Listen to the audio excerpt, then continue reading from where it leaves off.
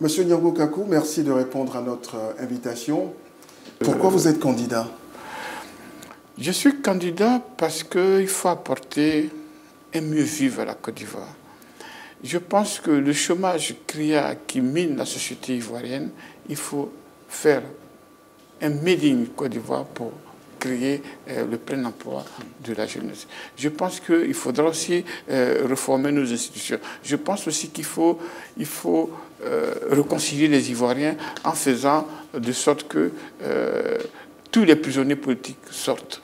Je pense aussi que le prochain gouvernement, ça c'est encore une innovation, le prochain gouvernement doit être issu d'une émanation populaire. Hein, ça veut dire que si moi je suis élu, je ferai un gouvernement d'union nationale. Hein, je ferai une loi d'amnistie. Il faut amnistier tout le monde, puisqu'ils ont peur. Et s'ils ont peur, ils vont s'arc-bouter au pouvoir. Je vais amnistier tout le monde. Je vais aussi libérer le chef de l'État actuellement emprisonné à La Haye.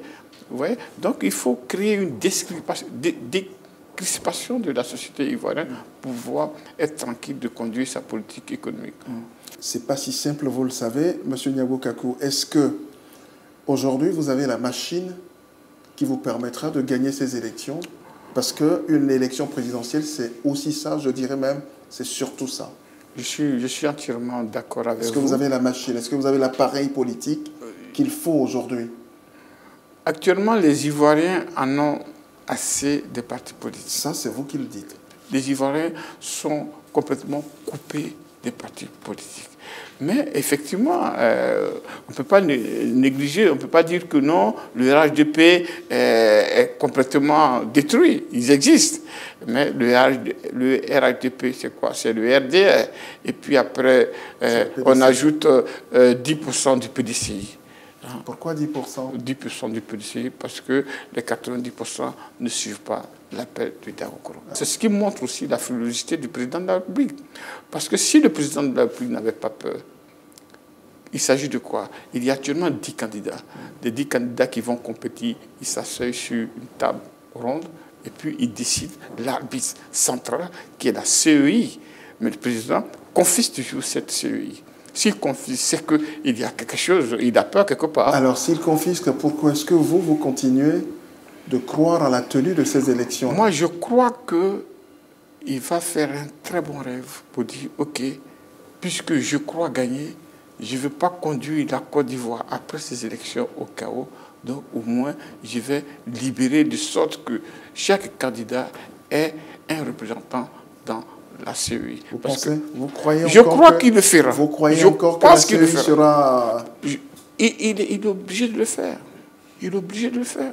Vous voyez? Donc, s'il pense bien gagner, que sa victoire soit acceptée par les Ivoiriens, il faut qu'il relâche ce petit truc, qui va être une tâche qui va gêner vraiment, entacher vraiment sa victoire. Est-ce que vous pensez que les élections prochaines vont se passer dans le calme ou pas?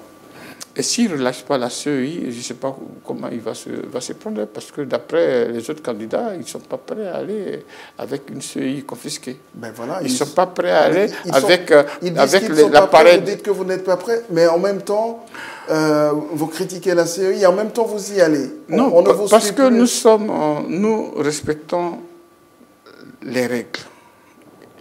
C'est-à-dire que vous êtes candidat dans l'espoir que la CEI pourrait changer, mais ce n'est pas évident que la CEI change. Finalement, on va où? Il est obligé de changer la CEI. Et je pense qu'il changera la CEI.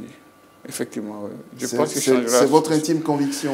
C'est mon intime conviction parce qu'on va l'amener à intégrer chaque candidat dans la composition de la CEI.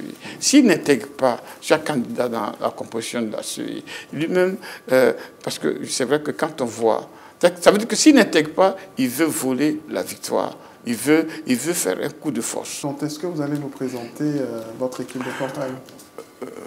Le moment venu, on peut se contacter. Je pense que le moment venu, je suis d'accord, mais je pense qu'à partir de la fin du mois, on sera totalement prêt.